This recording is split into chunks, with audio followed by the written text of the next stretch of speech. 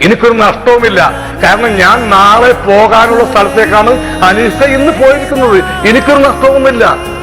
ഹനീഫ് മരിച്ചു എന്ന് എനിക്ക് വിശ്വസിക്കാൻ പറ്റാം. ഒരു പൊട്ടിച്ചിരി മാത്രമേ കേൾക്കുന്നുള്ളൂ. നാളെ ഒരു പക്ഷെ കണ്ടാലും എന്താണെന്ന് എനിക്കറിയില്ല. അപ്പൊ ഞാൻ നാളെ കാണാൻ പോകും, തീർച്ചയായിട്ടും കാണാൻ പോകുന്ന വെച്ചാൽ അദ്ദേഹത്തെ പറയാൻ പോകുന്നതാണ്, ധൈര്യമായിട്ട് പോയിക്കൊള്ളൂ, അല്പം പേടിയുള്ള മനുഷ്യനാ, ധൈര്യമായിട്ട് പോയിക്കൊള്ളൂ, സലീംകുമാറൊക്കെ പുറകെയുണ്ട് എന്ന് പറയാൻ വേണ്ടി തന്നെയാ.